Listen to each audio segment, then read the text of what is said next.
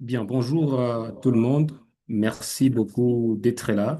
Merci beaucoup pour votre volonté de participer à ces dialogues communautaires sur la 17e épidémie d'Ebola en République démocratique du Congo. C'est une initiative du Conseil sur la santé et l'Académie de médecine COSAMED avec ses partenaires. Ensemble, nous allons devoir parler des Ebola, ces alertes communautaires 6 semaines avant l'annonce de l'épidémie en Ituri, qui reste l'épicentre de cette 17e épidémie d'Ebola en RDC. Pour commencer, je suis Jovial Eliezer Chikwanine, en charge de la communication chez COSAMED. Nous voyons déjà que la plupart de nos intervenants sont avec nous en ligne. Nous allons devoir décortiquer différents points avec différents participants allant de la province de l'Ituri jusqu'en ville de Goma ou à Kinshasa et partout où vous êtes. Merci beaucoup et bienvenue. Nous allons devoir accueillir d'abord le premier intervenant en salutation, bien sûr, Monsieur Dieudonné Kassonia, il est coordonnateur de la société civile en Ituri. Bonjour, Monsieur le coordonnateur. Bonjour. Merci beaucoup. Nous sommes également avec Monsieur Fidel Kitsa. Il est journaliste de profession, chercheur et spécialiste en fact-checking. Fidel Kitsa, bonjour et bienvenue. Bonjour, cher Jovial, et merci beaucoup pour ces moments d'échange avec différents participants à ces dialogues. Merci beaucoup, Fidel. Docteur Césarine Mapendo nous vient de PPSSP. Bonjour, docteur, bienvenue. Euh, Bonjour, Josephiade, et merci beaucoup. Merci, docteur Christian Sebo pour les comptes des AFP. Bonjour et bienvenue si vous êtes là.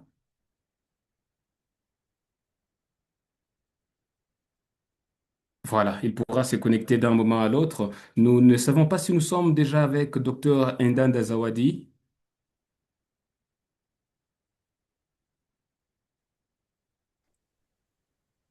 Voilà, ce sont là les invités qui sont déjà avec nous. D'autres seront en train de nous rejoindre au fur et à mesure que nous serons en train de poursuivre. Comme vous le savez déjà, la 17e épidémie d'Ebola a été déclarée en République démocratique du Congo, commençant déjà par l'Ituri. Au fur et à mesure, l'épidémie a pris de l'ampleur, touchant la ville de Goma, la zone de santé de Katwa et déjà en Ouganda. Les dispositions sont en train d'être faites. Et déjà, ces dialogues communautaires s'inscrivent dans les cadres des traitements des alertes communautaires 6 semaines avant cette annonce. Comment est-ce que ces alertes sont traitées? Comment est-ce que la population ou la communauté est en train de s'approprier cette lutte? Nous allons devoir ensemble développer ces sujets. Nous n'allons pas aller comme des présentations parce que c'est un dialogue communautaire. Nous serons déjà en train d'intervenir à tour de rôle au cas où vous avez une idée à marier à une autre, prière nous fait nous faire signe des mains et la parole sera en train de vous être accordée. Alors, pour commencer ces dialogues communautaires, nous sommes également avec Dr Elia Badjo. Il est PCA de COSAMED. Bonjour docteur, si vous êtes là. Merci d'être là.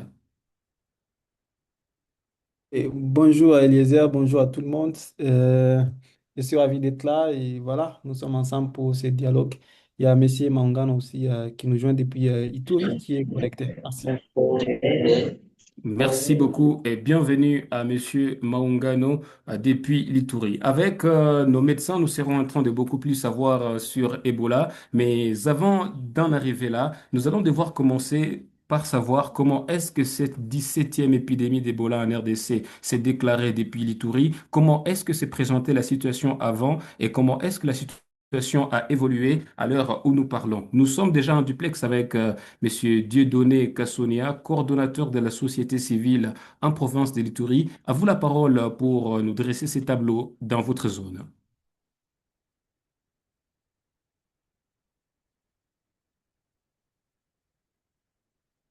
Ouais, merci beaucoup pour la parole.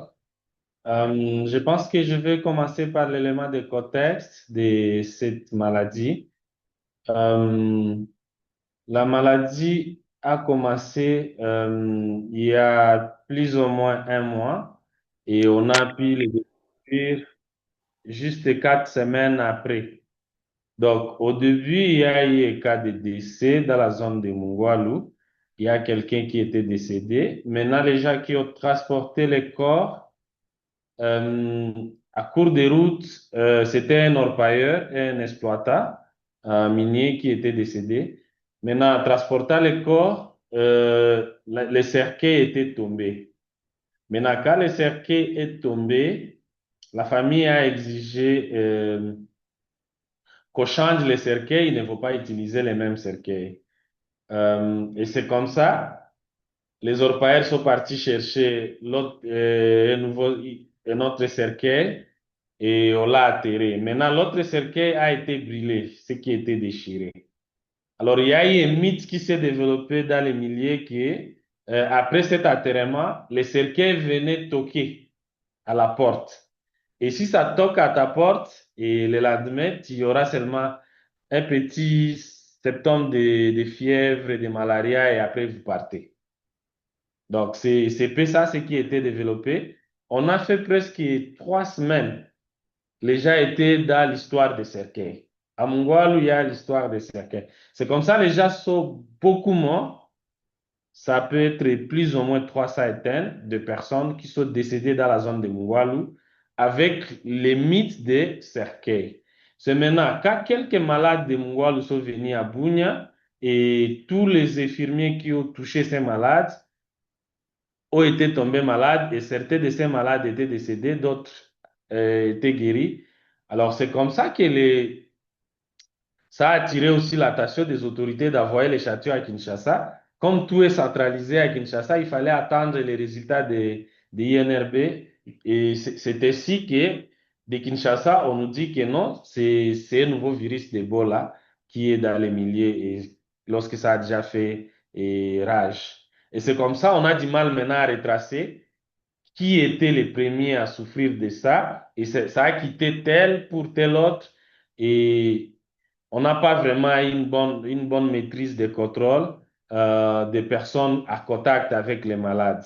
Mais néanmoins, tous les jours, il y a le cas de décès dans les hôpitaux liés à ça. Donc, ça c'est un peu l'élément de contexte lié à cette maladie. C'est ici que nous avons un grand travail de sensibiliser la communauté sur la présence de ces maladies et aussi changer cette mentalité ou conscientiser par rapport à la question des cercueils et aller vers vraiment l'épidémie d'Ebola qui est dans les milliers, mais aussi tout en tenant compte des Ebola passés où la communauté jusqu'à présent, les gens parlent toujours, non, ça sort des Ebola business. C'est ça ce qui est un peu plus développé dans les milliers. On est rentré avec Ebola business et aussi l'histoire des cercueils. Donc, on a ce grand travail de conscientiser la communauté. Parce qu'il suffit que toute la communauté soit consciente de la présence des maladies. Je pense que pour l'éradiquer, même 2 semaines, un mois, serait beaucoup et on aurait des résultats palpables. Merci.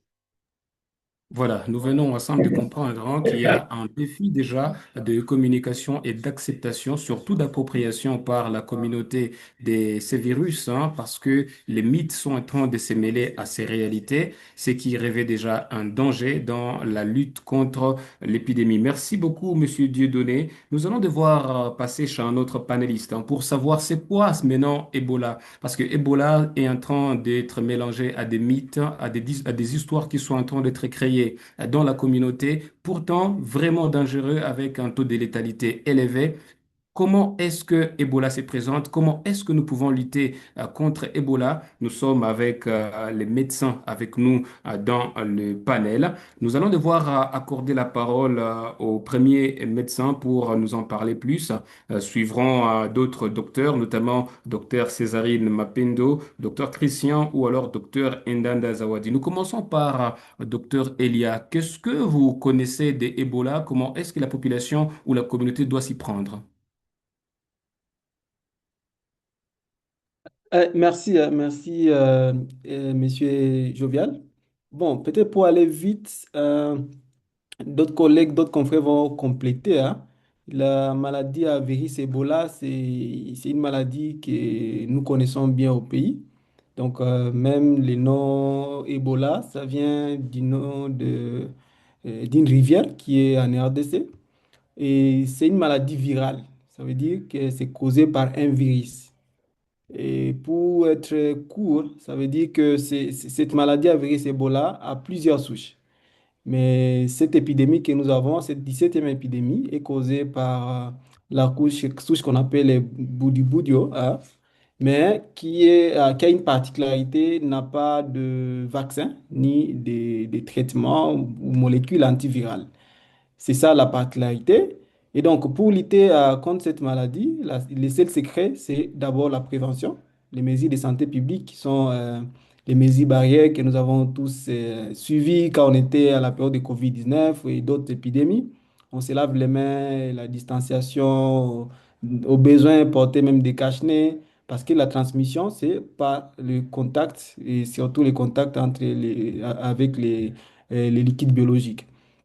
Et à part ça, il y a quand quelqu'un est déjà malade, comme il n'y a pas encore une molécule de prise en charge ni le vaccin, mais je dois souligner que l'OMS est en train de voir, selon le point de presse d'hier de l'OMS, la représentante de l'OMS a confirmé qu'il y a deux molécules. Ils sont en train de voir quelles molécules et quels vaccins ils peuvent prendre pour l'expérimentation.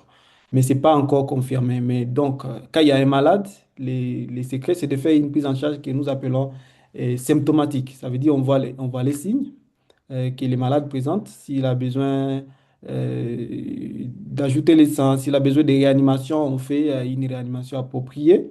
Et s'il a une fièvre, on va stabiliser. Donc, c'est un traitement basé sur les signes et les symptômes que présentent les malades. Voilà, je m'arrête là pour donner aux confrères d'ajouter. Merci.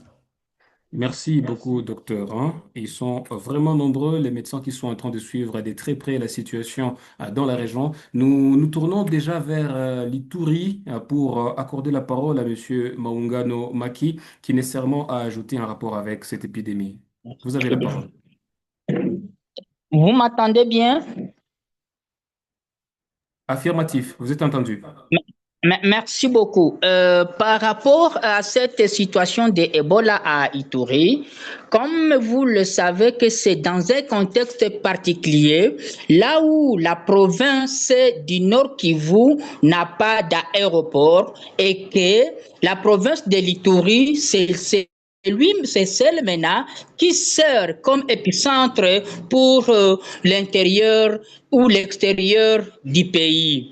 Nous devons savoir que, comme le premier collègue l'a dit, Mongwalu, c'est la carrière minière de la province de l'Ituri, comme Durba dans la province de Hotuele. Ça veut dire que Mongwalu, la zone de santé de Mongwalu, c'est une zone de santé qui est particulièrement très fréquentée par rapport à ces autres 4 territoires.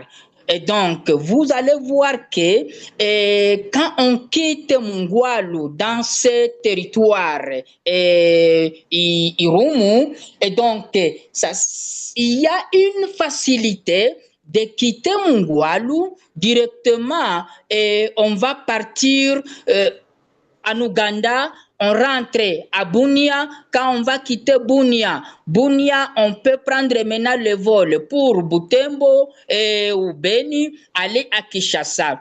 Et donc, ce n'est pas quelque chose à négliger parce que c'est la contamination, la propagation peut aller rapidement parce que le voie de sortie, comme nous connaissons la province de l'Ituri, c'est le vol. Et le vol, quand vous le voyez, c'est quelques minutes, de 20 minutes, 25, 30, on est à Butembo, on est à Beni, on est à Aru, on est dans une autre province, et dans 2 heures, on est à Kinshasa. Et donc, c'est ça que je voudrais ajouter sur le degré de risque de contamination de ces virus ici, de cette nouvelle, la 17e épidémie à virus Ebola dans la province de l'Ituri. C'est là que nous allons voir. Nous étions à 3 zones de santé et on est dernièrement à 4, depuis avant-hier à 4, et pour la province, et on est déjà dans des provinces pour le Nord Kivu avec déjà 3 zones de santé. Et vous voyez que si les mesures barrières ne sont pas renforcées, et donc la propagation peut risquer de prendre une haute vitesse. Et les mesures barrières pour éviter ce qu'il y a eu au Nord Kivu, principalement à Beni. Je pense que nous devons renforcer beaucoup plus la CREC, la communication sur les risques et l'engagement communautaire pour que la communauté ne soit pas vraiment, ne tienne pas que les business et tout ça, qu'on sache que au premier Ebola est là et que les risques de contamination sont très élevés. C'est ce que je voudrais ajouter par rapport à ça. Merci. Merci beaucoup pour cette situation géographique, hein. Ça nous montre combien de fois la zone est en danger, d'autant plus qu'elle est frontalière à beaucoup d'autres coins. Mais pour rester avec vous, vous qui êtes sur place à Bunia, quel est le niveau d'appropriation de la communauté de cette épidémie pour la lutte, hein?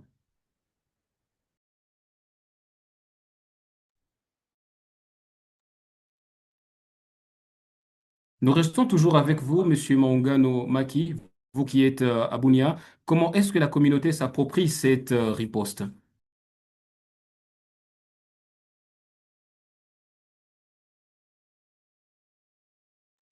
Alors, en attendant qu'ils nous reviennent, peut-être qu'il y a des difficultés en rapport avec la connexion Internet, nous allons devoir nous tourner vers Dr Christian Sebo pour son apport en rapport avec ces sujets. Docteur, bienvenue. Merci beaucoup, chers collègues. Bonjour à toutes et à tous. Je pense que je vais aborder cette question dans le même sens que Dr Eli Badio. La contamination s'est fait par le contact direct, tout comme ça peut être aussi à travers le contact indirect, c'est-à-dire à travers ce que nous appelons communément les véhicules communs, donc les objets qui peuvent aussi être porteurs du virus pour véhiculer dans la communauté.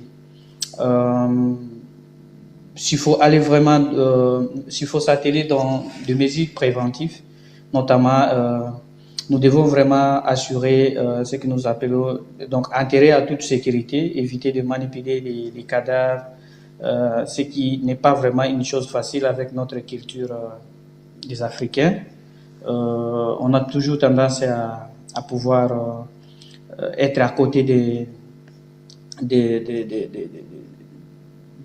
décès lorsque nous perdons un de nôtres, et pour manifester notre amour envers la famille, donc ça veut dire nous préférons vraiment avoir cette culture de toujours manipuler les corps pour signifier les derniers mots d'hommage. Alors, ce qui vraiment ce qui représente un risque vraiment très dangereux, et ce qui a suscité même cette propagation très rapide de cette épidémie, parce que l'épidémie a été déclarée après avoir enregistré plusieurs décès, et la manipulation de ces décès a vraiment véhiculé vraiment la maladie au sein de la communauté. Comme l'a dit Dr Eli et mon prédécesseur Maungano, à Mongwalu, donc à Ituri présentement comme province, c'est vrai, il y a eu des partenaires qui se sont mobilisés pour la réponse, mais au jour d'aujourd'hui, il y a la zone de santé de Mongwalu qui reste encore avec les défis, parce que la plupart de ces partenaires sont concentrés dans la ville. Donc, la zone de santé de Bunia, c'est au niveau de la ville, Rwampara qui est périurbain, donc c'est urbano-rural. Voilà. Donc, à l'heure actuelle, en tout cas, il y a peu de partenaires, à part ACF, qui est déjà au niveau des Mongwalu, ce qui prouve encore qu'il peut toujours, la réticence communautaire a sa place, parce que l'information, la sensibilisation, la communauté n'a pas encore vraiment reçu la bonne information quant à ce qui concerne la maladie. Donc, il faut aussi signaler que pour prévenir très rapidement cette maladie, il faut vraiment signaler rapidement lorsque la personne c'est ça malade. Donc, aujourd'hui, quand on parle de la maladie à virus Ebola, c'est parce qu'à l'époque, ça s'appelait fièvre hémorragique. Mais on s'est dit, ça se présente comme toute autre maladie, avec des symptômes comme le paludisme, comme toute autre pathologie. Alors, avec ça, c'est comme ça on a changé l'appellation, que ça soit une maladie, parce que ça se manifeste aussi comme toute autre maladie. Et à l'heure actuelle, pour vraiment bien surveiller, ça veut dire si quelqu'un a ne fût-ce qu'un ou plusieurs symptômes, peu importe, que ce soit la fièvre, que ce soit les vomissements, la diarrhée, moins encore la présence des saignements, en tout cas, ça nécessite vraiment un signalement rapide pour sauver des vies. Ça, c'est vraiment des mesures à pouvoir respecter. Et aussi, il faut cuisiner la viande, donc tout ce qui est nourriture, il faut vraiment bien cuisiner. Et puis, à ne pas toucher les malades, quelqu'un qui ne se sent pas bien, en tout cas, il faut vraiment éviter. Parce que la transmission, c'est vrai, les liquides corporels d'une personne infectée restent le plus dangereux. Et à cela, on va aussi ajouter la consommation de la viande de la brousse, parce que jusqu'à présent, les hypothèses par rapport à la source et par rapport au réservoir restent toujours au niveau de la zoonose. La zoonose, ça veut dire les animaux. Alors, pour mieux prévenir, c'est mieux d'éviter tout ce qui est la consommation de viande de la brousse. Voilà. Et je pense que pour d'autres questions, on a encore le temps, on pourra revenir là-dessus avec le temps. Merci.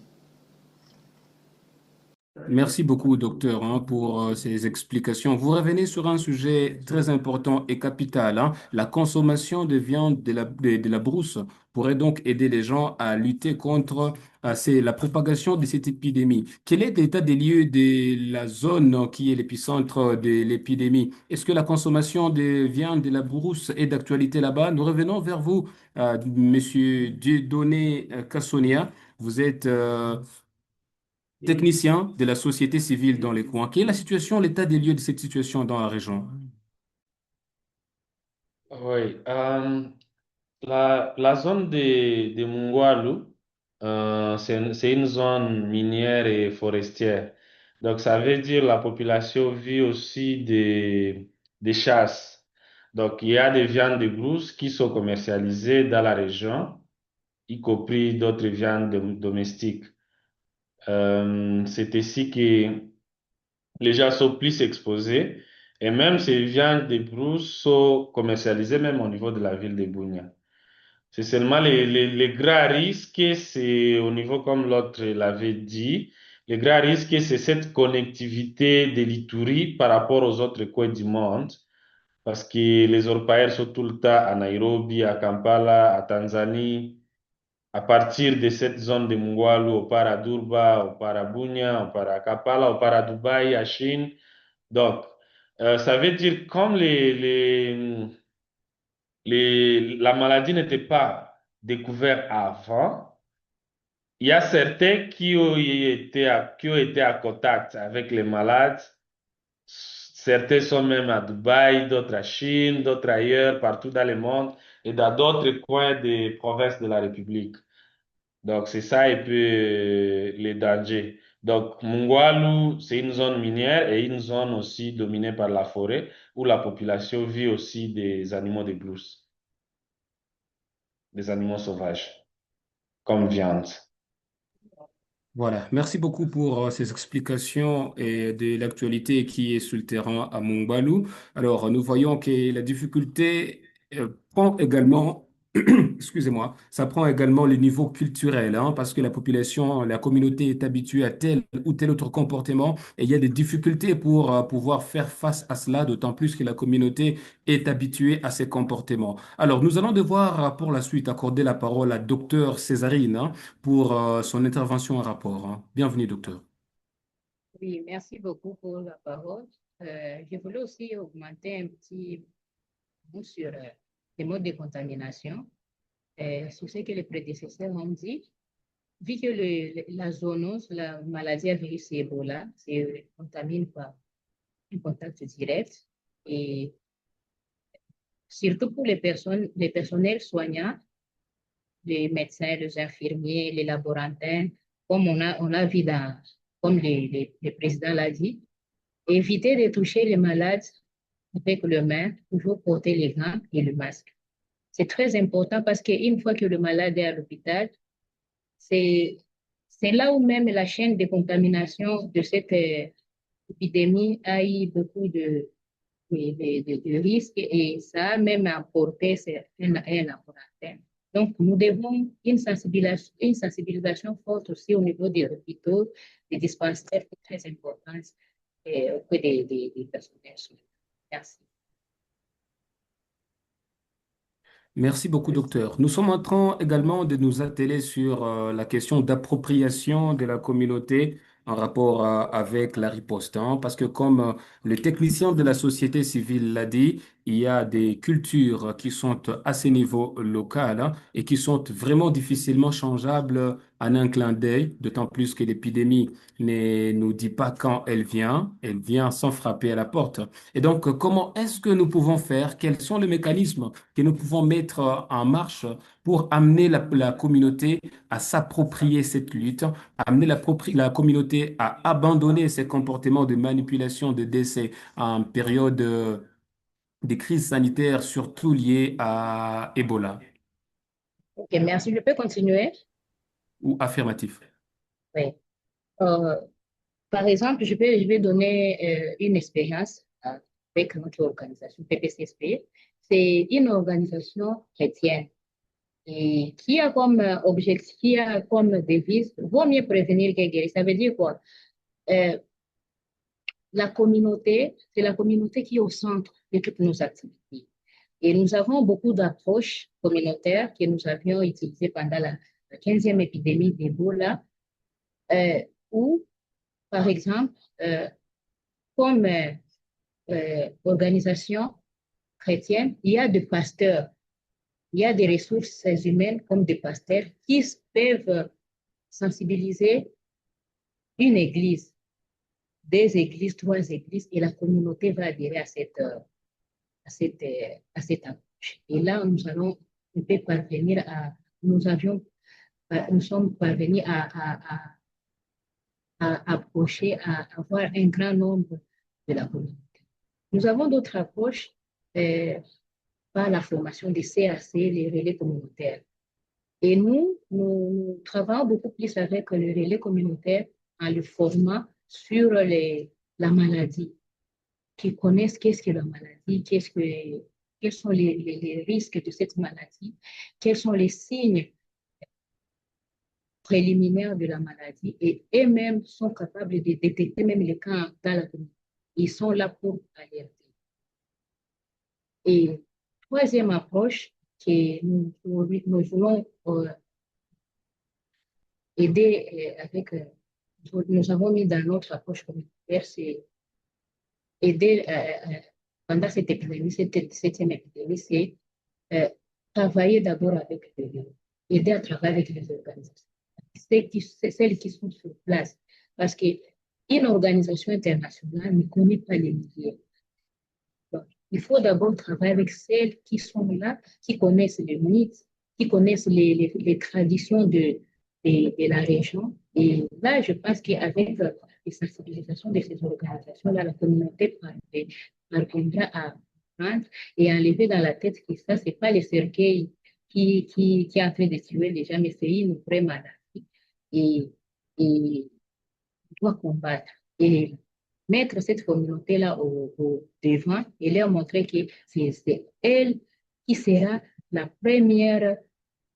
premier médicament pour éradiquer cette communauté.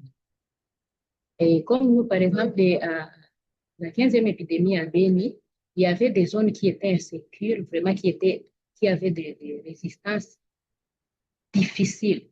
Le PPCSP est parvenu PPCSP partait dans ces milieux-là parce qu'il y avait déjà des agents de PPCSP locaux qui étaient là. Donc, on recrutait localement. C'était là. Et dès qu'il y a une résistance, par exemple, à une organisation internationale, quelque part, la présence de la personne qui est là, le PPCSP parvenait à faire comprendre la communauté que c'est ça, ça, ça. Et les autres organisations venaient toujours derrière PPCSP et on menait les actions. Merci.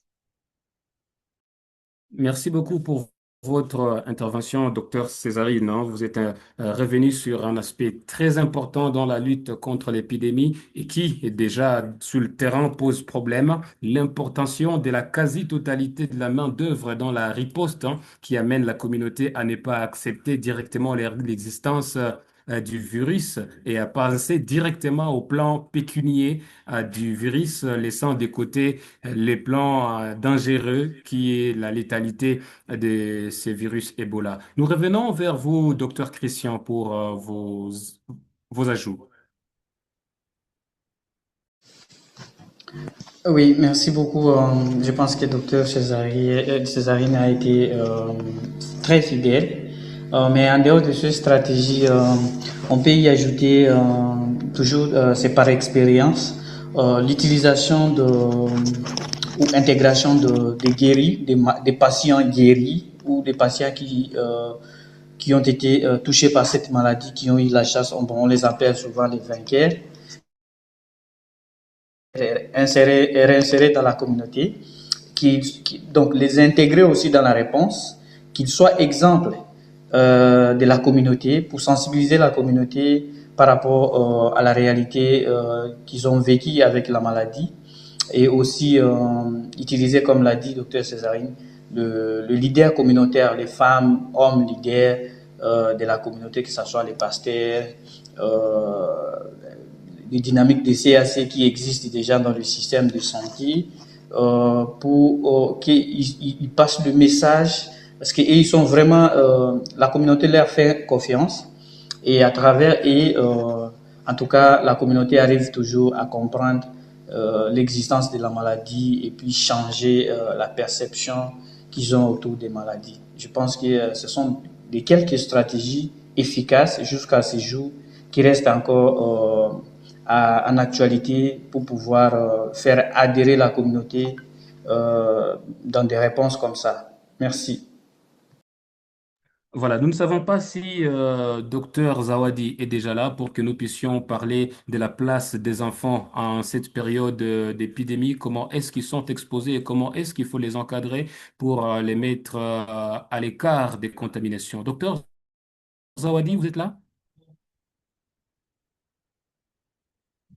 Eh bien, si docteur Zawadi n'est pas là, après les interventions de médecins, nous allons devoir passer sur les plans communication, sur la gestion de ces alertes et la gestion d'informations en cette période de crise, hein, avec notre collègue fidèle, mais ce sera après que nous ayons fini avec le corps médical.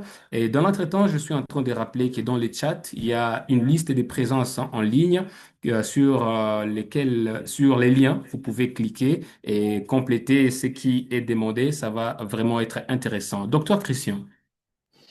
Oui, merci. Comme la collègue n'est pas là, je voulais vraiment placer un mot par rapport aux enfants qui seront peut-être séparés de leurs parents, des enfants des enfants qui seront peut-être séparés de leurs parents pendant cette période de la crise. En tout cas, c'est important de soulever cette question. Généralement, je crois que c'est une des responsabilités, bon, pas forcément de l'UNICEF, mais c'est de nous tous, de voir comment aménager des espaces de la crèche au sein donc non loin de structures de prise en charge communément appelées des CTE, des centres de traitement Ebola, pour pouvoir prendre en charge les soins des enfants qui seront séparés de leurs parents, parce qu'on ne peut pas mélanger.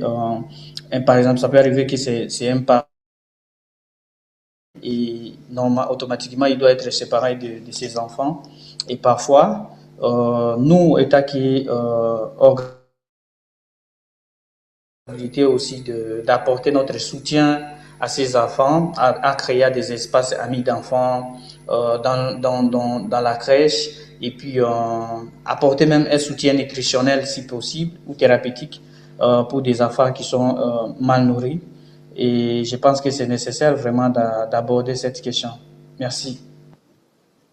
Merci beaucoup, docteur. Nous trouvons que l'intervention se classe déjà suivant deux phases, notamment la protection des enfants ainsi que l'encadrement des enfants dont les parents se rendent séparés et de leur famille. Une question trop importante à tenir à des pincettes en vue d'une gestion vraiment solide et équitable de ces virus. Merci beaucoup, Monsieur Moulumba, pour votre contribution.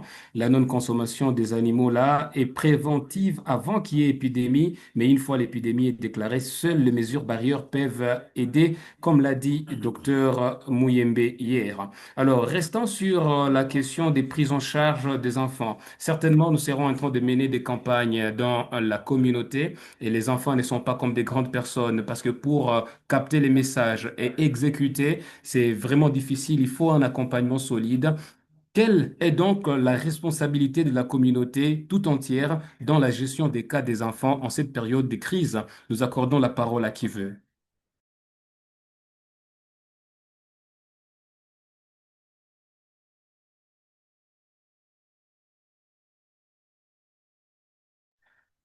Nous y revenons déjà, nous sommes en pleine épidémie et d'entre les couches de population qui sont exposées figurent des enfants. Comme l'a dit docteur Christian, les enfants sont victimes suivant des plans. D'abord, les plans qui peuvent être infectés directement ou alors que les parents dont ils sont dépendants peuvent aussi être infectés et cela pourrait amener les enfants à être séparés de leur famille. Alors, qu'est-ce que nous, en tant que communauté, en tant que personnel de santé, nous avons à mettre en place pour essayer de protéger les enfants d'abord de ces infections, puis de cette forme de prise en charge qui doit être effective.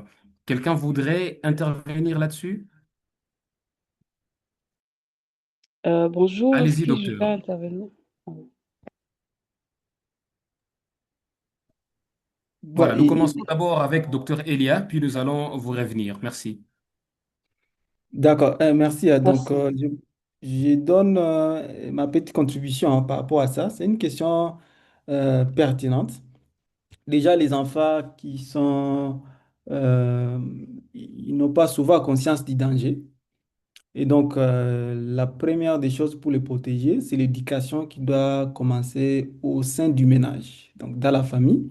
Et dans la famille, les parents qui étaient déjà sensibilisés en avance vont venir sensibiliser les enfants, leur dire qu'il faut prendre l'habitude d'abord de se laver les mains, ne pas toucher, peut-être vous raconter les animaux qui sont morts, ne pas les toucher. Et voilà, c'est les mesures de protection en général. L'autre espace là où on peut sensibiliser les enfants, c'est à l'école. Voilà, nous rassurer que les écoles même ont peut-être les espaces pour se laver les mains. Je me rappelle dans les précédentes épidémies, les partenaires quand même s'étaient engagés pour mettre le point de lavage de mains dans les écoles et ça avait beaucoup aidé pour protéger les enfants. Et donc, même les enseignants étaient sensibilisés, donc sont informés et formés, et à leur tour vont aller sensibiliser les élèves. Comme c'était toujours à la période des autres épidémies d'Ebola et même la période de la pandémie à COVID-19. Voilà, merci. Peut-être qu'on peut donner aux autres pour parler plus. Merci. Merci beaucoup. Nous voyons VK sur l'écran. Vous vouliez intervenir après, nous allons revenir vers docteur Césarine. Oui, merci beaucoup, c'est Vanessa Kilanji. Je voudrais juste intervenir un peu en ce qui concerne les enfants, mais le docteur venait d'en parler justement, ce qui peut être comme piste de solution, surtout pour les écoliers, c'est beaucoup plus sensibiliser les enseignants qui sont les adultes qui passent au moins une demi-journée avec eux. Et ça serait vraiment très important, mais aussi pour les parents, ils doivent nécessairement parler des mesures barrières aux enfants. Euh, voilà, c'est ce que le docteur était en train de dire, mais beaucoup plus que la question puisse être appropriée, que ce soit pour les enseignants ou pour les parents. C'est vrai que beaucoup de gens, en tout cas, ils parlent de COP comme, comme Ebola comme COP. Et c'est vraiment très dangereux parce que les enfants tombent souvent victimes de ces discours-là et ne prennent pas de mesures ou bien carrément ils négligent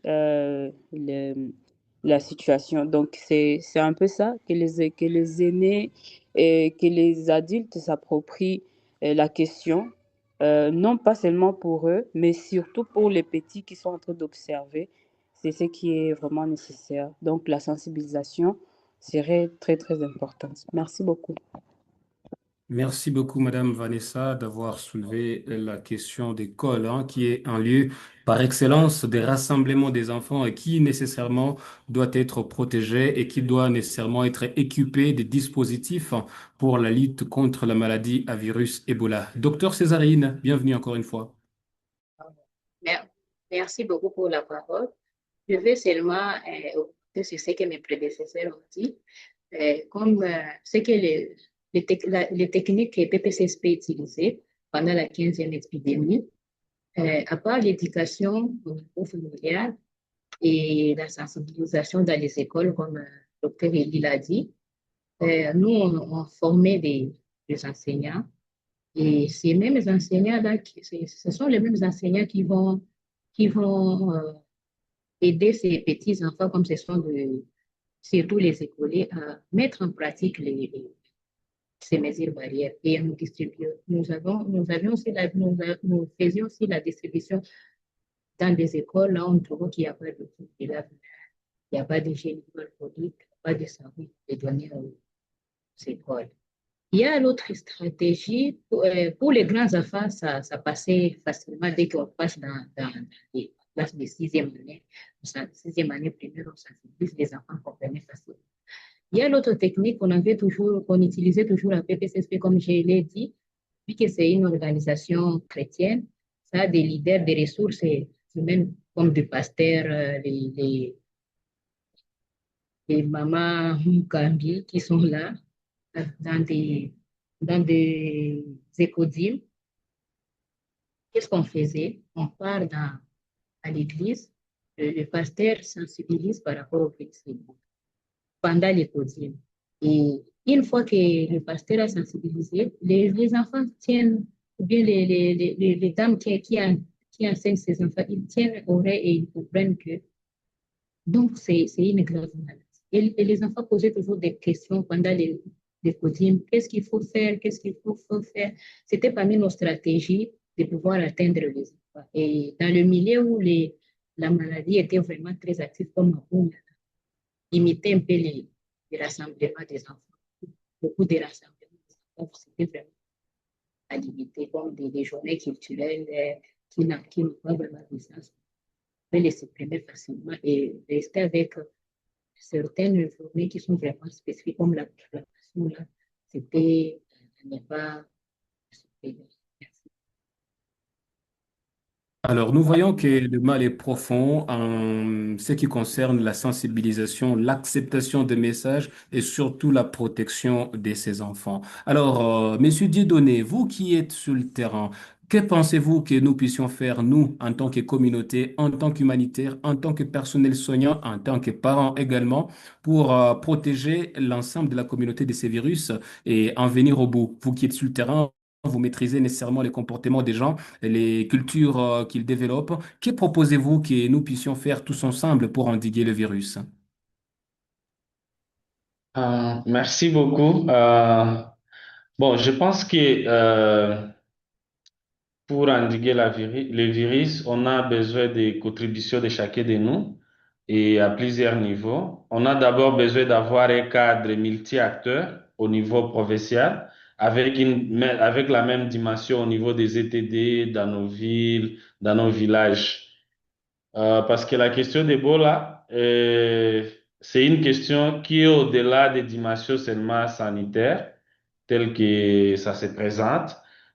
C'est plusieurs dimensions qui entrent à jeu. Il fallait déjà que les autorités, d'abord provinciales, prennent des mesures fortes par rapport à cette question.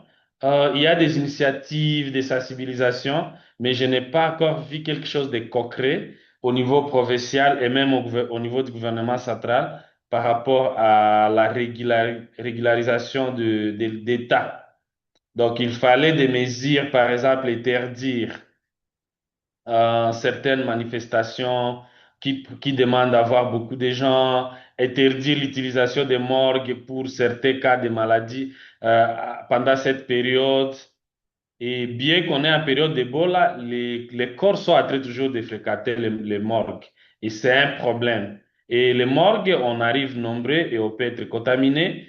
Et la contamination peut être à travers les personnels qui travaillent dans des morgues ici à Bunia. Et après, ça peut rentrer autour de leur famille et de leur famille et les autres membres des communautés qui sont en train de contacter et ainsi de suite. Donc, on a besoin de mesures fortes de la part du gouvernement central, de la part des gouvernements provinciaux, mais que ça ne soit pas aussi des mesures qui viendraient créer des psychoses au sein de la population. Il fallait vraiment les décider dans un cadre multi-acteurs où on aurait de très bonnes orientations par rapport à ça. Ça, c'est par rapport au gouvernement ou par rapport à l'État et aussi par rapport aux hôpitaux et aux corps soignants. On a aussi besoin d'un certain nombre de mesures parce qu'il ne fallait pas qu'il y ait un patient qui vient, par exemple, pour les causes d'accident, qu'il soit aussi tombé malade d'Ebola. Ça aussi, c'est un autre problème. Il faudrait aussi que tous les hôpitaux prennent conscience des mesures barrières et d'autres mesures de stérilisation des matériels et des liés des hôpitaux. Au-delà de ça, on a aussi des responsabilités liées, par exemple, au corps enseignant parce que nos enfants n'ont pas encore fermé les études. On doit avoir aussi une manière de conscientiser les enseignants ou les chefs d'établissement ou la provède et les enseignements secondaires, primaires et universitaires par rapport à cette question. On doit aussi développer des stratégies claires par rapport à la communauté orpailleur qui, partant de leur travail, ne peut pas travailler seul. On travaille toujours à communauté ou à collaboration avec les autres. Maintenant, comment combiner ce genre de travail en respectant les mesures barrières? Il y a la question des transports en commun, comment on va les réguler? Et aussi, nous de la société civile, comment nous pouvons nous impliquer dans la chaîne pour qu'on arrive et chacun de nous apporter une pierre dans cette construction. Donc, on a un grand travail à faire et cela commencerait d'abord à créer un cadre multi-acteurs où nous pouvons réfléchir ensemble, apporter une solution. Parce que pour moi, une fois la communauté prend conscience de la présence de cette maladie, un mois c'est beaucoup, on peut être en mesure de maîtriser. Mais dans les sondages que j'ai faits durant les 3 jours ici, certains membres des communautés sont favorables à la lutte contre cette maladie, mais pour d'autres, ils parlent de Ebola business partant de 16e, 16e épidémie qui venait de se terminer, où on assimilait tout à Ebola, et là, la communauté a cette mentalité, mais il y a la question des cercueils qui tuent. Donc, il y a tout ce travail, ça demande vraiment de monter une bonne stratégie, et surtout à cette période, c'est peut-être la méthode d'éducation populaire combinée avec d'autres méthodes de sensibilisation qui serait idéale pendant cette période. Mais les plus vulnérables, ce sont, par exemple, les pêcheurs, les orpailleurs, les gens qui font des certain nombre de travail à commun. Et, et pour ces gens, il faut vraiment développer une très, très bonne stratégie et même les assister avec d'autres matériels, des mesures barrières. Donc, il fallait vraiment l'appliquer. Pour le moment, beaucoup de sensibilisation s'est fait au niveau de Bunia, mais au niveau de la ville de Mungwalu, concrètement, il n'y a pas assez de choses qui sont faites. Donc, on a vraiment aussi besoin d'intégrer cette dimension dans notre intervention. Donc, on ne considère pas cette question d'Ebola une question de division de santé ou des ministères de santé, mais c'est un problème qui concerne tout Congolais partout qui se trouve et tout membre des communautés, où qu'il soit et de quel travail qu'il est en train de faire, chacun de nous a quelque chose à faire si on veut vraiment éradiquer cette maladie. Merci. Merci beaucoup hein, pour vos apports aussi intéressants que nous allons devoir exploiter pour à des finalités vraiment utiles. Vous avez ajouté, docteur Christian, vous avez la parole. Oui, je voudrais ajouter un élément sur ce que Didier a donné. Il a vraiment parfaitement raison de dire tout ce qu'il a évoqué. Au fait, c'est vrai, tu sais, vous savez, dans la santé, tout ce que nous faisons comme mesure de prévention, ce n'est pas pour éliminer complètement, mais néanmoins, ce sont des mesures nous permet quand même de minimiser les risques de transmission. Et ce qui compte dans tout, les poumons, le moteur, c'est la surveillance. Et cette surveillance, actuellement, en tout cas, ça doit être intégré, comme tu l'as dit. Nous avons la surveillance environnementale. C'est comme ça que dans la réponse, on a besoin aussi des environnementalistes. Et nous avons de la surveillance que nous faisons aussi sur le plan santé.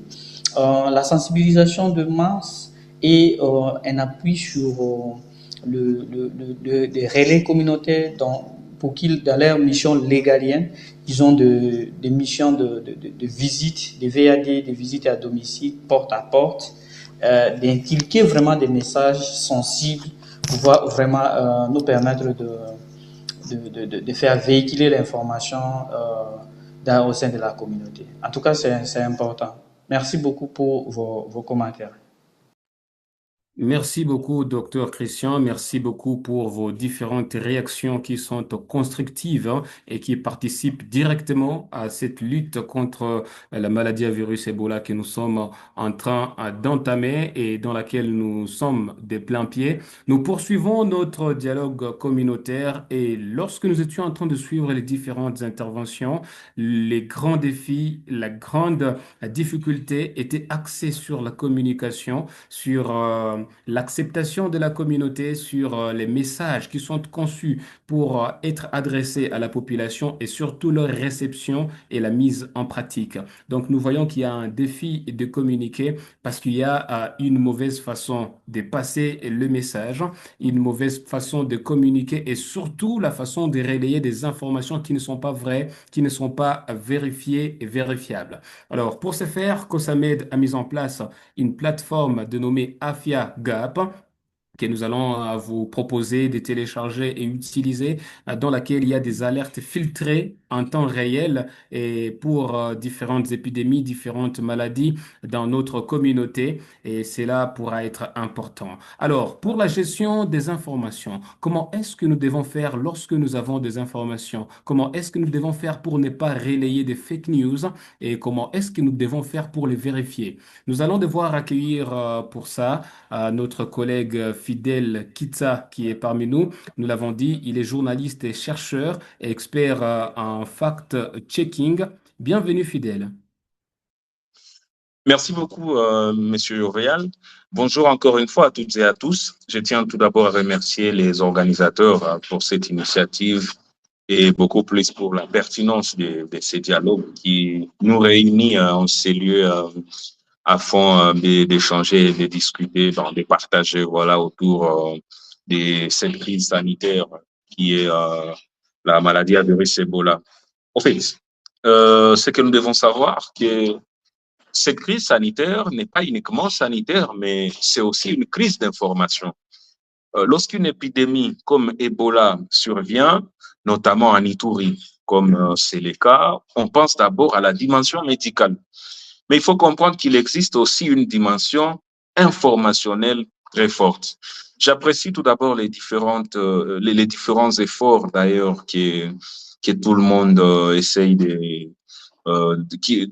alors, j'apprécie et je rends hommage tout le monde pour les différents efforts fournis ça et là afin de limiter la propagation de cette maladie et beaucoup plus avec cette initiative que vous venez de citer, InfoGap, je pense, dans ce sens. Je tiens à vous féliciter pour le grand travail que vous réalisez au sein de la communauté.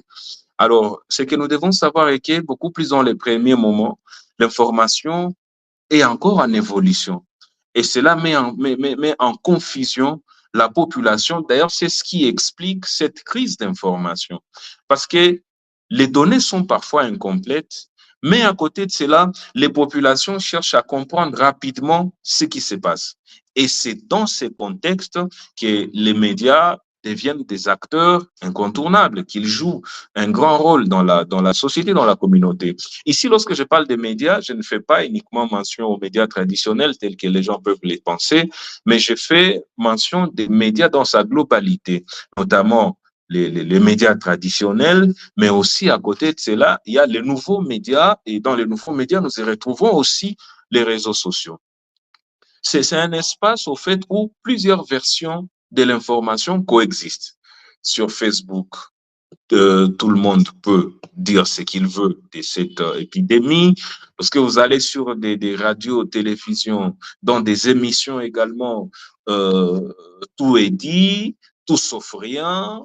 Il y a les sceptiques, il y a les peureux, il y a ceux qui s'engagent à mettre fin, donc ceux qui s'engagent à éradiquer ces fléaux.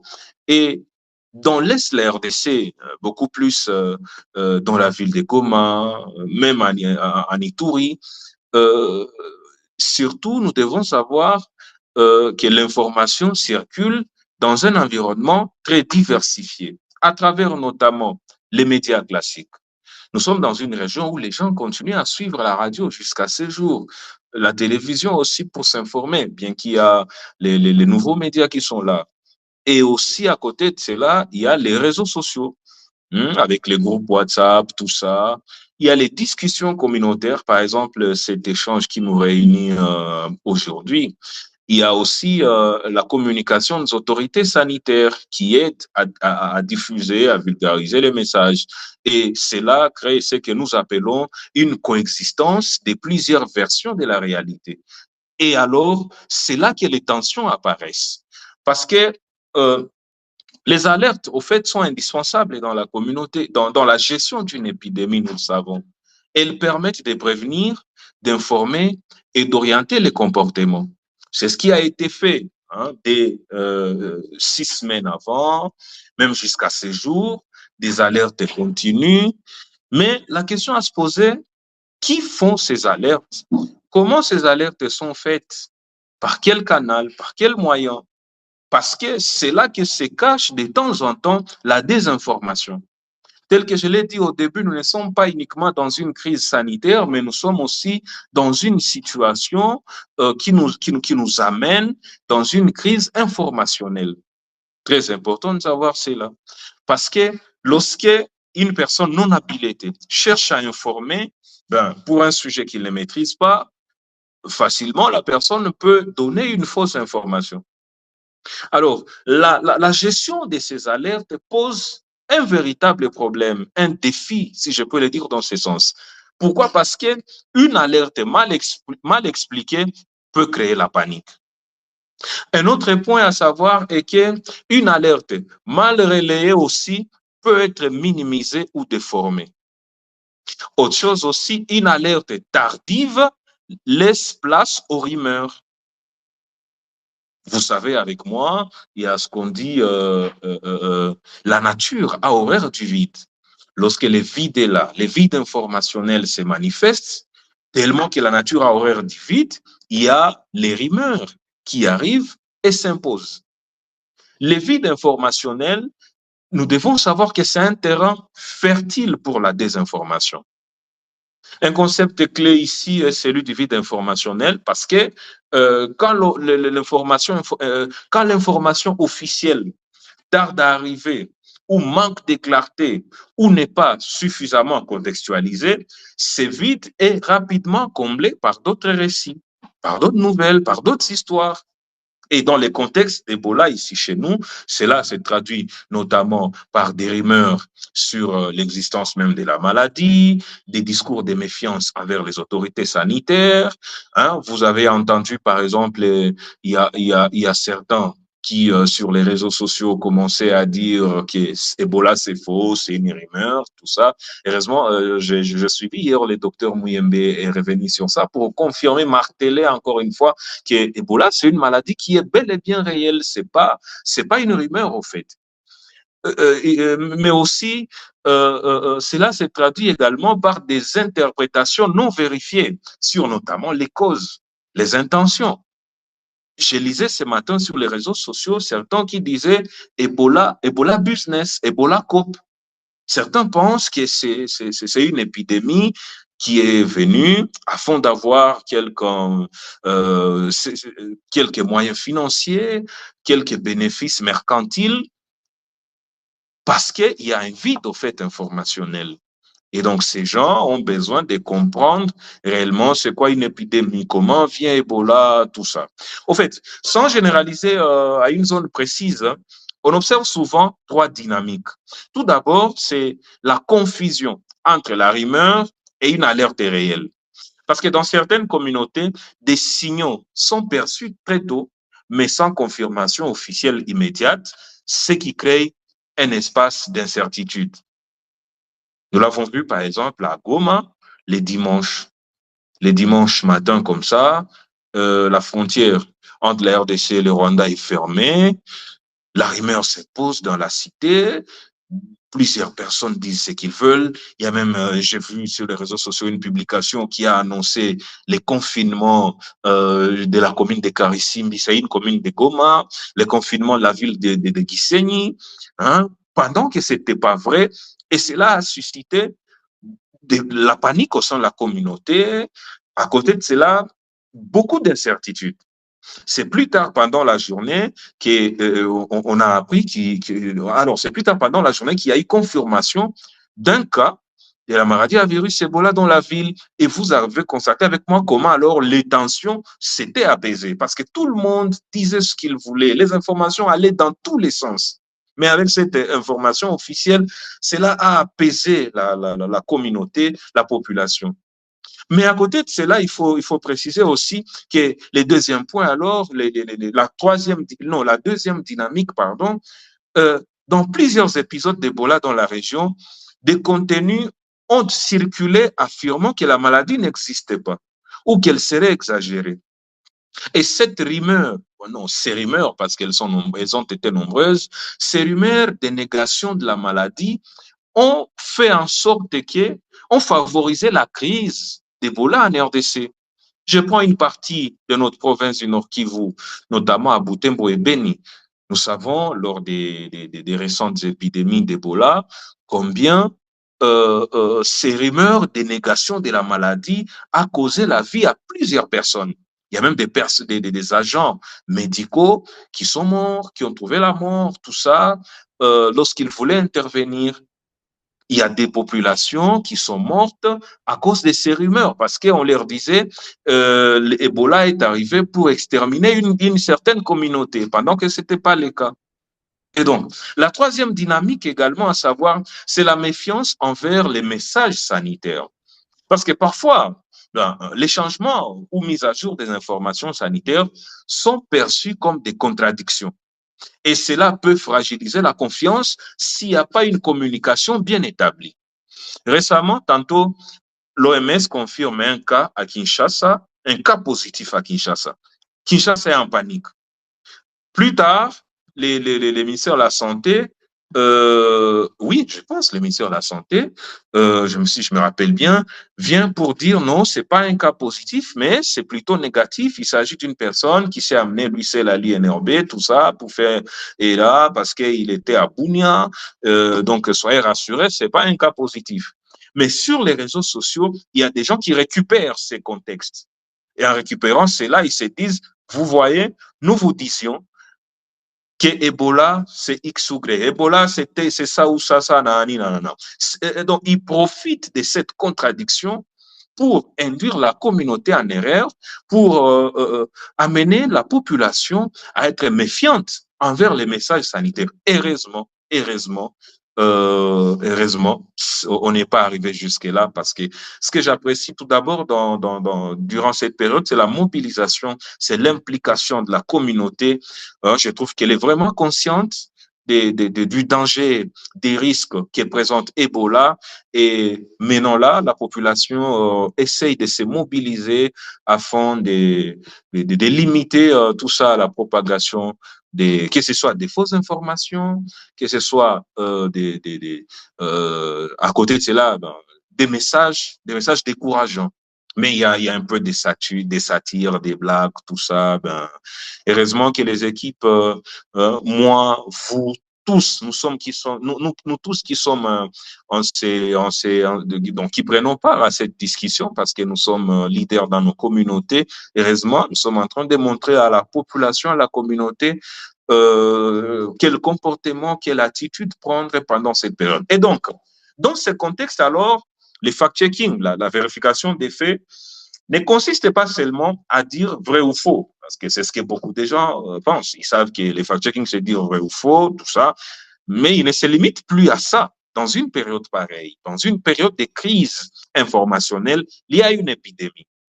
Les fact-checking permet alors de clarifier les faits confirmés, d'expliquer les informations en cours de vérification, mais aussi de corriger les interprétations erronées. Un exemple, aujourd'hui dans la communauté, il y a ceux-là qui ne savent pas différencier les cas suspects, cas probables, cas confirmés également. Mais à côté de cela, le fact-checking intervient pour réduire la confusion dans l'espace public. Hein, essayer de dire à la communauté, même s'il y a un cas confirmé, par exemple à Goma, ou tout comme même à Bunia, lorsqu'il y a des cas qui sont confirmés, il y a des attitudes à prendre. Les attitudes à prendre, vous devez les avoir auprès des autorités sanitaires. Ne suivez pas tout ce qui se raconte dans la communauté, tout ce qui se rapporte sur les réseaux sociaux. Il y a des sources officielles que vous devez suivre. Beaucoup plus ça. Et les médias jouent un grand rôle, au fait. Le rôle, c'est transformer une information technique en message compréhensif et compréhensible même pour les communautés. Parce que la communauté ne maîtrise pas les termes clés, les termes techniques qui sont utilisés. Et autre chose également que je peux évoquer, un point important dans notre contexte, beaucoup plus, c'est le rôle des communautés. Parce que les communautés sont souvent les premières à observer des cas suspects, des comportements inhabituels ou même des situations sanitaires préoccupantes. Alors, je peux dire, pour être utile, ces alertes doivent être concrètement remontées. Ces alertes doivent être vérifiées rapidement. Et aussi, ces alertes doivent être intégrées dans les systèmes de réponse. Sinon, elles peuvent être remplacées par des rumeurs. Et donc, pour finir, je peux résumer les défis en 4 points pendant cette période. Il y a la rapidité de diffusion de l'information, il y a la vérification dans un environnement saturé des contenus. Aujourd'hui, vous allez à gauche, il y a des contenus, à droite, il y a l'information. J'ai même vu hier une publication, parce que je suis en train d'analyser la désinformation pendant cette période. J'ai vu quelqu'un qui a publié disant le docteur Muyembe a annoncé que la boisson Topel fait partie des traitements, des remèdes contre Ebola. Ce qui n'est pas le cas. En fait, il y a beaucoup d'informations sur les réseaux sociaux, voire même au sein de la communauté. Hein? Il y a cette saturation des nouvelles, des informations. Également, un autre point, le troisième point que je peux citer, il y a la gestion des émotions et des peurs. Et enfin, c'est la confiance entre la population, donc la communauté, les médias et aussi les institutions. Et face à cela, je pense qu'il y a différentes pistes que nous devons tenir compte beaucoup plus dans la riposte. Nous tous, communautés, tous acteurs qui sont engagés dans l'éradication de cette épidémie, ce qui doit être fait, il y a notamment le renforcement de la collaboration entre médias et équipes de riposte sanitaire, parce que les médias sont là pour relayer les informations fournies par les équipes de riposte sanitaire. La communauté, la société, les habitants ont besoin des informations et si nous disons que les habitants doivent se fier aux médias crédibles, aux journalistes crédibles, aux institutions officielles, c'est-à-dire les équipes, les autorités sanitaires doivent collaborer avec les médias pour les donner des informations à temps réel et que les médias les dispatchent, les disponibilisent, voilà, à la communauté. Autre chose également, je pense, il faudrait aussi améliorer la communication des alertes pour plus de clarté.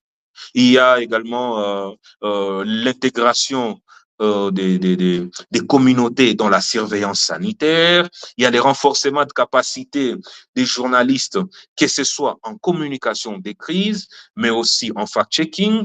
À part les journalistes, aujourd'hui, avec les nouveaux médias, il y a des influenceurs qui sont là. Il y a beaucoup de gens qui sont actifs pour communiquer tout ça et aussi, je peux dire, promouvoir l'éducation aux médias et à l'information. C'est ce que je peux dire. Et donc, ce qu'il faut savoir est que la gestion des alertes en période de crise sanitaire comme Ebola, que ce soit en Ituri, à Butembo, donc en Nord Kivu, Butembo, Beni, Goma, elle ne peut pas être réduite hein, à une simple diffusion d'informations, mais c'est un processus au fait collectif, complexe et sensible même. Hein, les médecins, les médias, les autorités sanitaires aussi, les communautés ont chacun un rôle complémentaire. Et plus ces acteurs travaillent ensemble, en synergie, plus l'information devient fiable, hein, crédible, tout ça, clair, voire même utile à la communauté. Et dans notre contexte, au fait, bien communiquer ou même bien vérifier et bien relayer l'information, c'est aussi une forme de protection des populations. C'est ce que je peux ajouter. Merci de votre attention. Merci beaucoup de votre intervention, cher confrère fidèle, hein.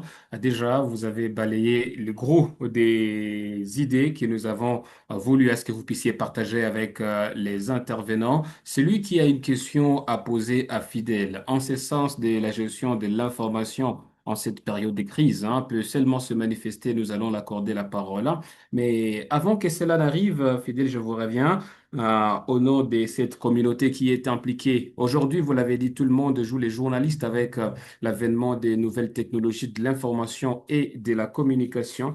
Que faire une fois découvert qu'une information est fausse alors que vous l'avez déjà reçue? Là, je me mets dans la peau d'un membre de la communauté qui est en train de lire dans les réseaux sociaux et qui tombe sur une information. Après ses vérifications avec ses moyens de bord, il découvre que l'information est fausse.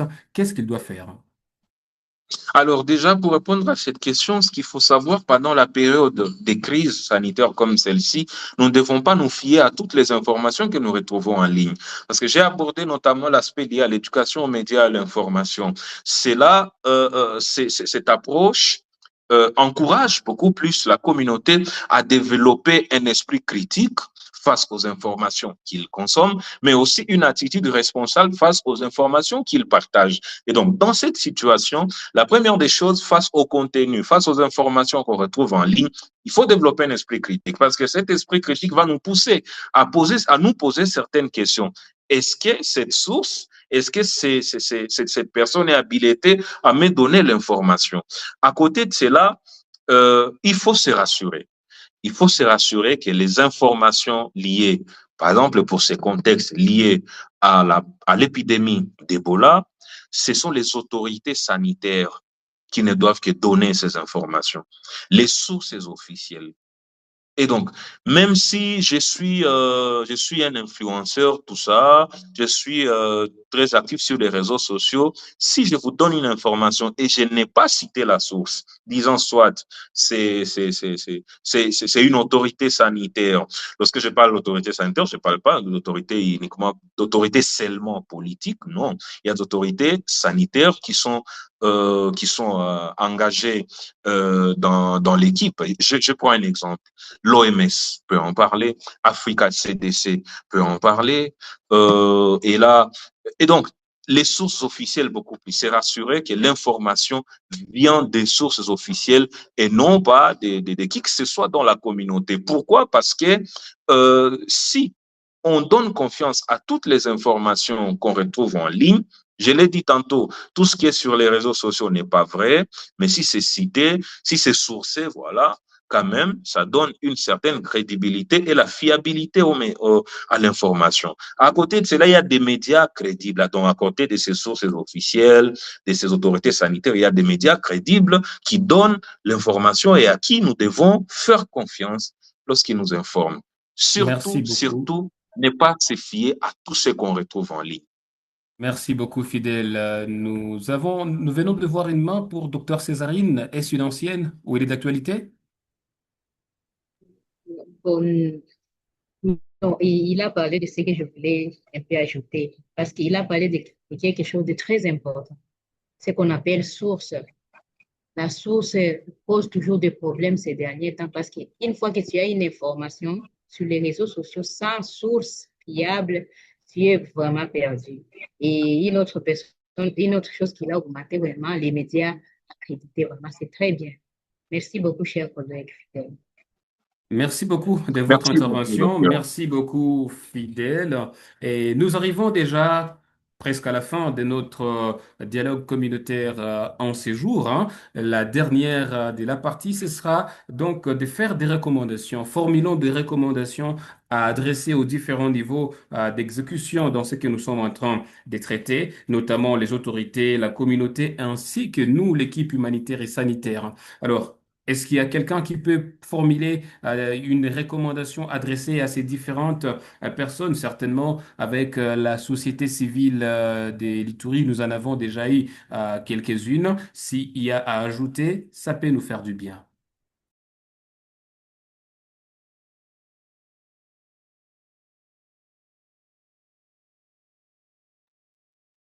Voilà, ceci rentre dans le cadre des différentes difficultés que nous avons pu soulever. Les difficultés ont été soulevées sur les plans communication, sur les plans riposte, sur les plans acceptation de la communauté. Alors, pour endiguer les virus et faire de cette communication un pilier important qui puisse être accepté par la communauté pour s'approprier la lutte et essayer de mettre fin à la 17e épidémie d'Ebola, qu'est-ce que nous pouvons recommander aux autorités étatiques, à la communauté ainsi qu'à l'équipe sanitaire et humanitaire? Voilà donc, c'est dans ce sens que nous orientons notre préoccupation. Merci, docteur Christian.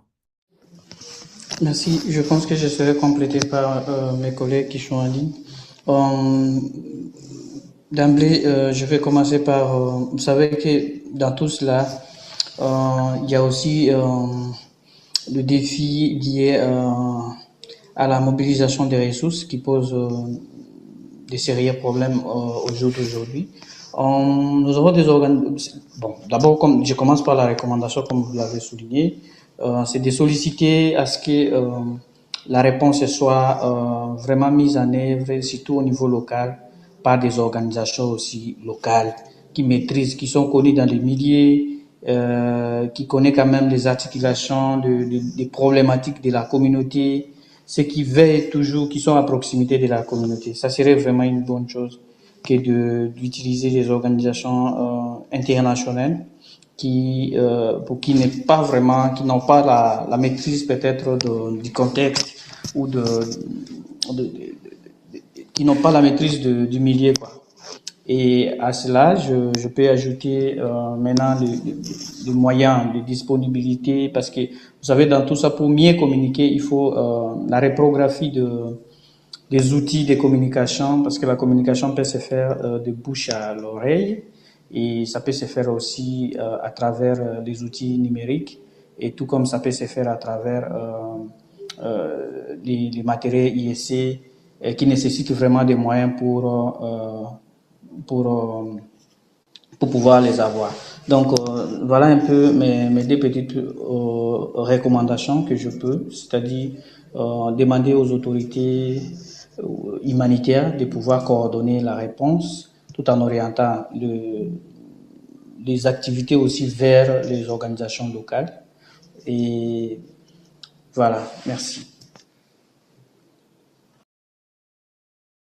Merci beaucoup, docteur Christian. Nous retenons cette coordination de la réponse, hein, et l'implication des acteurs locaux, comme a martelé là-dessus, hein, Monsieur Dieudonné de la coordination de la société civile en Itourie. Il est revenu sur les faits, disant que le fait que les organisations locales et le personnel du niveau local ne soient pas impliqués directement frustrer la communauté et empêche à ce que cette appropriation soit effective. Heureusement que vous venez d'y revenir, docteur. Merci beaucoup. Alors, Oui, attention s'il vous plaît, mais aussi nous ne pouvons pas courir derrière l'épidémie, parce que l'épidémie, normalement, s'il faut vraiment rester dans la logique des choses, Vous savez que nous sommes en train de courir derrière l'épidémie. L'épidémie a été déclarée, bon, il ne faut pas parler de tardivement. Nous devons anticiper les actions, nous devons anticiper avec ou sans moyens. Et déjà, nous devons vraiment prendre les devoirs pour commencer à passer le message. Et aujourd'hui déjà, comme l'a souligné Dieudonné, à Mongwalu, il n'y a quasiment pas de partenaires qui sont déjà en train de passer le message dans la communauté, de pouvoir mener des traitements prompts. Le plus tôt serait mieux pour pouvoir limiter la contamination ou arrêter la transmission du virus. Merci. Merci, docteur Christian. Un ajout, docteur Césarine. Oui, autre ajout, peut-être, parce qu'il y a d'autres, je sais pas, toutes les organisations qui ont une expérience, peut-être du niveau central, euh, demander un renforcement de capacité pour ces acteurs et ça pourrait avoir une action dans cette épidémie. Voilà, merci beaucoup de votre intervention. Alors, la riposte étant une question et une affaire de tout le monde, nous sommes tous censés nous en impliquer pour essayer d'endiguer les virus. C'est ce que COSAMED, avec ses partenaires, vous y compris, est en train de faire pour voir en quelle mesure est-ce que nous pouvons contribuer à la lutte pour que la 17e épidémie de virus Ebola soit endiguée en République démocratique du Congo et pourquoi pas en Ouganda et partout où elle est en train d'être déclarée. C'est dans ce sens que COSAMED a mis en place ces programmes de dialogue communautaire. C'est pas le dernier numéro, certainement le premier pour cette vague, hein, mais pas le dernier. De temps en temps, vous serez en train d'être invité pour y participer en vue d'amener vos idées, en vue de contribuer, donner votre contribution pour voir en quelle mesure est-ce que nous pouvons lutter contre l'épidémie d'Ebola dans notre pays. Alors, nous allons devoir donner la parole à Dr Elia, qui est avec nous en ligne, hein, pour nous parler de cette initiative, hein, et de ses perspectives. Dr Elia, bienvenue. Oui, merci Jovial et voilà, merci à tous les partenaires pour ça, pour les échanges qui ont été vraiment enrichissants. Donc, comme vous l'avez dit, c'est pas le premier, c'est les premiers, mais pas les derniers. Peut-être combiné avec d'autres qui sont vraiment très communautaires sur le terrain et plus celui-ci qui est en ligne pour voir comment évaluer même les actions et aller dans l'opérationnel. Voilà, donc COSAMED a mis en place des initiatives. Notamment, j'ai sali, c'est que les collègues, les spécialistes à fact-check, les journalistes fidèles a dit. Donc, il faut avoir d'abord la source de l'information, une source qui doit être fiable. Et là, COSAMED a mis en place l'initiative AFIAGAP, qui est une plateforme, si je crois la première, plateforme sociale qui est spécialisée dans les aspects de santé publique, notamment la préparation et la réponse aux épidémies et tout ce qui est déterminants sociaux de la santé. Et donc, comment ça fonctionne? C'est que tous les membres de la communauté peuvent remonter leurs inquiétudes et le besoin lié à la santé ou déterminants sociaux de la santé qui sont au niveau local. Ils les partagent dans la plateforme. Et puis, les alertes peuvent être validées et dès que c'est validé, ça entre dans les systèmes formels de surveillance pour être pris en compte et passer par les investigations. Et après l'investigation, c'est la réponse. Quand il s'agit des besoins qui nécessitent l'appui soit des partenaires ou de la partie gouvernementale, ça sert également de plaidoyer pour que cela soit réalisé. Il y a les aspects aussi maintenant des solutions locales. Nous sommes en train de parler ici, c'est sûr que nous mettons déjà à notre niveau certaines solutions en œuvre et ces solutions doivent être valorisées. Et cet espace, cette plateforme permet de valoriser directement d'abord nos solutions État comme acteurs locaux. Il y a déjà des avancées, des mises à jour. Il y a déjà l'application mobile sur Play Store, également sur App Store pour ceux qui ont des iPhones. Et il y a déjà une innovation qui est en train de venir avant la fin de ce mois, ou si c'est plus tard, le début du mois prochain. Et ce sont le boîte d'alerte. les boîtes d'alerte. En plus de cet espace qui est communautaire, où on partage avec tout le monde les alertes, les besoins et les solutions observées ou mises en œuvre, il y a les boîtes d'alerte qui seront spécifiques. Il y aura par exemple déjà une boîte d'alerte liée à l'épidémie d'Ebola. Et dans cette boîte d'alerte, on peut mettre des alertes qui sont plus spécifiques. C'est comme fonctionne une boîte de suggestions. Et les boîtes de suggestions respectent la confidentialité mais partent directement aux intervenants. Voilà. Donc, on peut avoir la communauté a ses perceptions par rapport à cette réponse où ils ont des alertes, mais qui peuvent partager dans la confidentialité. Et là, seront les boîtes d'alerte qui sont semi-publiques, c'est une fonctionnalité qui sera intégrée et qui est déjà en cours d'élaboration de conception, pardon. Il y a aussi d'autres choses qui arrivent, hein. C'est un espace, voilà, pour le partenaire. Ceux qui sont maintenant partenaires locaux ou bien nationaux ou internationaux, ils auront l'espace de travail où ils auront la possibilité de créer leur propre boîte d'alerte que la communauté va voir pour donner leur contribution. Également, ça va contribuer dans la génération automatique de certains situation reports ou sites web qui sont automatisés de différentes plateformes de coordination ou même d'un partenaire.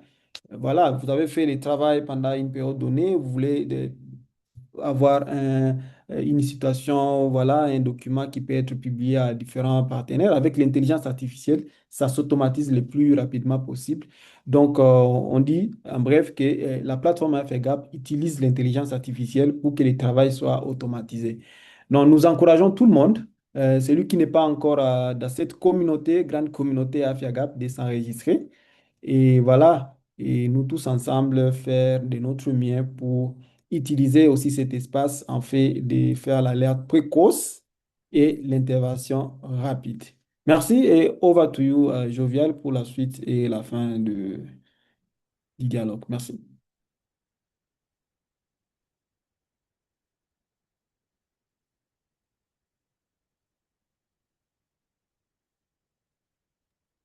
Voilà, merci beaucoup, docteur, hein, pour votre intervention. Et c'est par là que nous sommes en train d'arriver à la fin de ces dialogues communautaires pour aujourd'hui. C'était prévu que nous puissions terminer à 12h30 et les 5 minutes que nous avons pu perdre au départ, nous les avons récupérées avec votre autorisation. Nous vous en remercions et nous gardons déjà des très bons contacts avec vous pour des prochains dialogues communautaires et vous remercions sincèrement de votre participation active et surtout de la qualité des idées que vous aviez à nous donner pour aller de l'avant avec la lutte contre cette épidémie et la réponse qui puisse être à la hauteur.